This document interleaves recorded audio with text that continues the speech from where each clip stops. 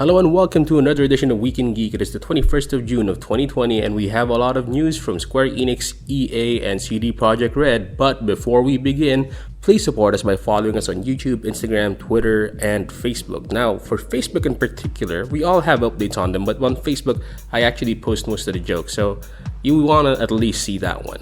Anyway, moving on.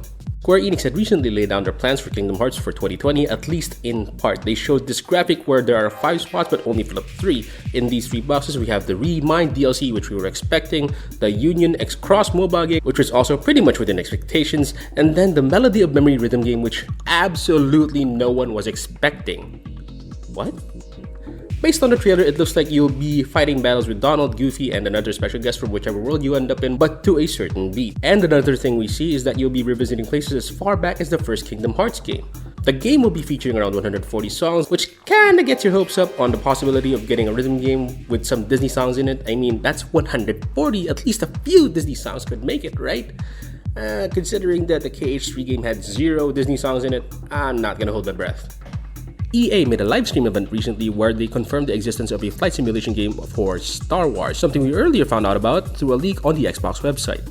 Aside from Star Wars being the perfect universe to have the massive space battles with spaceships with, it was revealed that this will be available on Xbox, PS4, PC, and VR. On top of that, it will have a single-player campaign and multiplayer and crossplay between platforms. But the most surprising part of all is the promise of no microtransactions. What? I mean, it's pretty crazy. It's a pretty crazy year, but this is too much. It's actually not that unfathomable considering their last Star Wars game, Fallen Order, was pretty much able to follow up on all these promises. Is this the year the public is really gonna like EA? I never thought such words would leave my mouth. But here we are. We'll have to wait and see and drop the verdict when it comes out on October 2. And with the release of the much anticipated game, The Last of Us Part 2, we have ourselves a bit of an interesting situation. We're getting a bunch of mixed signals from people whether or not they like it. The most obvious indicator would be the review scores from critics and users, where there's a huge discrepancy on their evaluation. While some would praise the drama and intensity of the story being presented in the sequel, others find the story to be showing no respect to the predecessor, or just generally disagree with how the story and characters develop and act. I'll spare you the spoilers, but whether or not the game is great seems to depend on who you're asking. With a huge discrepancy with review scores, particularly between critics and regular users, the controversial progression of the story, the removal of certain characters from the story, it all seems pretty close to another high-profile media product, and that is The Last Jedi. So, in theory, if you want to get a good idea of whether or not you like the game, you can check which people like the aforementioned movie, by which I mean The Last Jedi. I know The Last of Us Part 2 gets close, but anyway, depending on who you agreed with back then, it might be a good barometer on whether or not you'll enjoy this controversial game. Or you can check the reviews like usual. I also reviewed the game. If you want to check it out, go ahead, it's good research. Square Enix's stay-at-home campaign closes to a massive success. So, to explain, this is a campaign meant to get people to stay at home and play video games. They're doing this as a way to help people stay safe during the whole pandemic situation, where they offer much of their older gaming library at much cheaper prices and offer up the proceeds to charities that are more on the supply side of things, generally food, to help out everyone that's affected by the unfortunate situation around the United States and Europe on the food side of things, along with its side effects. The campaign closed to a whopping amount of $2.4 million US. Wow! Where Square Enix had released a statement on their website saying how thankful they are for everyone that had helped them reach their goals. Good job, gamers, even though that probably means more backlog for you.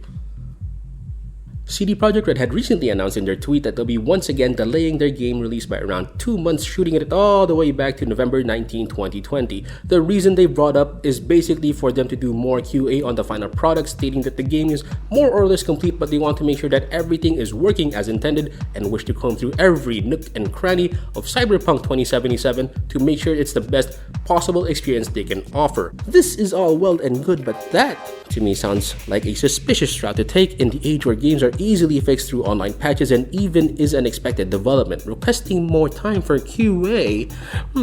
A likely story. You know what's more likely? Console release dates. I'm willing to bet that the game is being held back a bit longer so that it happens during the big Microsoft and Sony throwdown. The holiday season of 2020 is when it's all coming down, and that just makes things a little more interesting, a little more spicy to follow, and a little more fun. But hey, if it's purely a development decision for CD Projekt Red, I completely understand. I don't mind. I just don't really buy it. And with that, you're all caught up. Thank you for joining me again to another weekly roundup.